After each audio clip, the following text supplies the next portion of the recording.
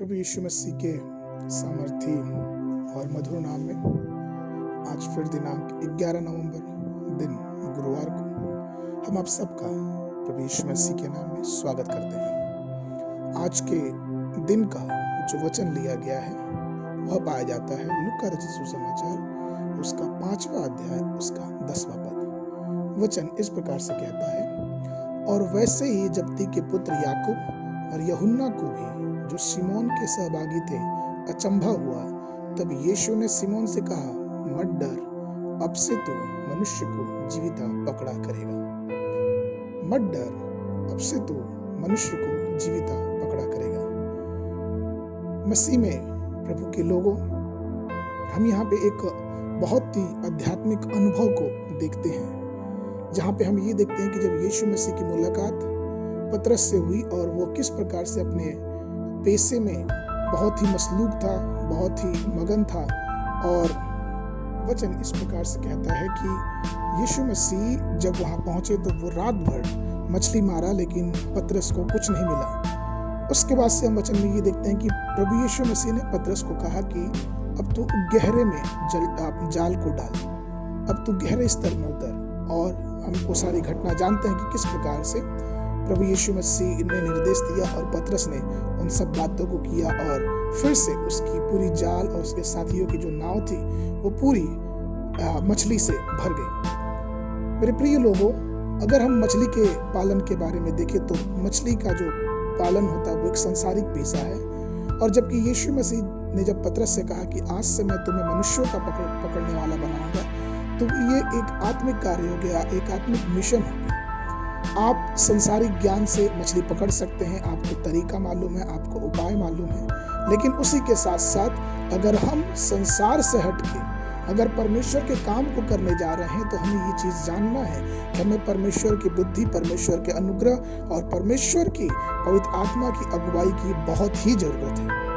वहां पे एक बात हम ये देखने को मिलता है कि किस प्रकार से जब पतरस को प्रभु ने ये बात किया, तो इससे पहले कि वो पतरस को ये बोले कि तू मनुष्य को जीवित पकड़ने वाला बनेगा, इससे पहले यीशु मसीह ने उससे कहा कि हे पतरस मत डर, डरने की जरूरत नहीं है। यीशु ने सिमोन से कहा कि मत डर। और सबसे पहली चीज हमें ये समझना है कि आज भी यीशु मसीह हम सबको ये बातें बता रहा है कि हमें और आपको डरने की जरूरत नहीं है। प्रश्न ये उठता है कि आखिर पतरस क्यों डर गया?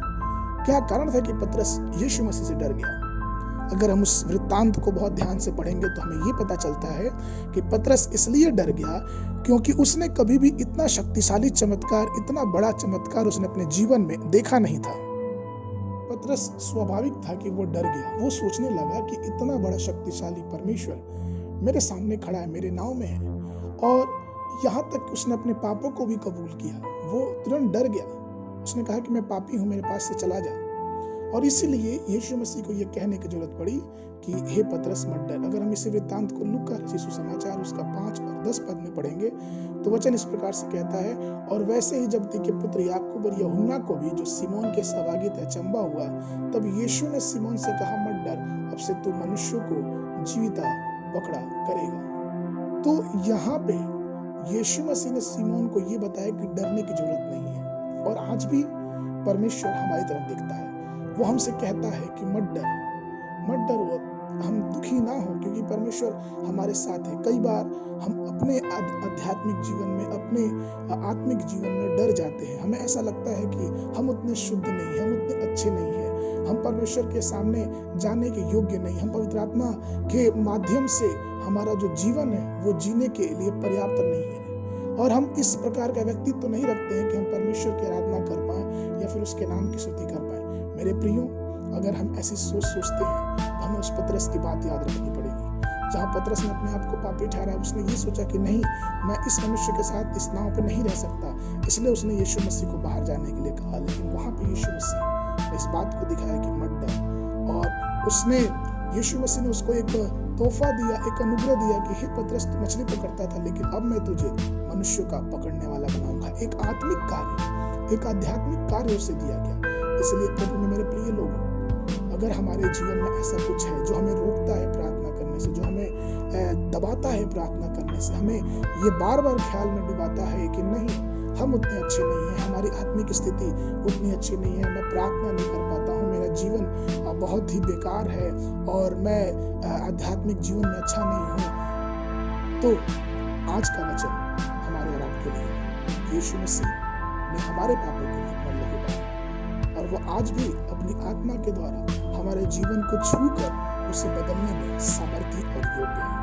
वो आज भी एक नई शुरुआत देने के लिए सामर्थ्य है। वो आज भी एक आशीष, एक आत्मिक आशीष देने के लिए, एक शक्ति प्रदान करने के लिए सक्षम है। इसलिए हमें चाहिए कि आइए अपने जीवन के उस निचले तह से निकल के प्रभु के आत्मा के साथ, प्रभु के वादे के साथ एक आत्मिक जीवन जीने के लिए आगे बढ़े। क्योंकि जो साधारण मछुआरा था, चूंकि उसने प्रभु यीशु मसीह के बात पर विश्वास किया, और वो हम आगे देखते हैं कि किस प्रकार से हजारों के उद्धार पाने का कारण बने और किस प्रकार से पवित्र आत्मा ने पतरस को आने वाले दिनों में शक्तिशाली रूप से, सामर्थ्य रूप से इस्तेमाल किया। आज भी हमारा प्रभु हमें पुकारता है, हमें बुलाता है, हमारी दीन परिस्थितियों के बावजूद, हमारी पापी जीवन के बावजूद वो आज भी क्रूस से खड़े होकर बुलाता है कि डरने की जरूरत नहीं है, मेरे पास आओ। और जब हम प्रभु के पास आते हैं, अपनी सारी गलतियों को मानते हैं, तो प्रभु हमें अपनी आध्यात्मिक आशीष पवित्र आत्मा की अगुवाई देके हमारी अगुवाई करता है। और जिस प्रकार से उसने उस साधारण मछुआरे को एक आत्मिक जीवन और आत्मिक उन्नति में आगे बढ़ाया और मनुष्यों का पकड़ने वाला बनाया, उसी प्रकार से यीशु मसीह हमें भी आगे बढ़ाने के लिए तैयार है। आज के मिलन के लिए जो वचन है वो पाया जाता है भजन संगीता उसका 36 उसका 6 पद। तेरी धार्मिकता बड़े पहाड़ों के समान है, आपके निर्णय बहुत गहरे हैं, हे यहोवा तो मनुष्य और पशु की रक्षा करता है। परमेश्वर हम सबको आशीष दे।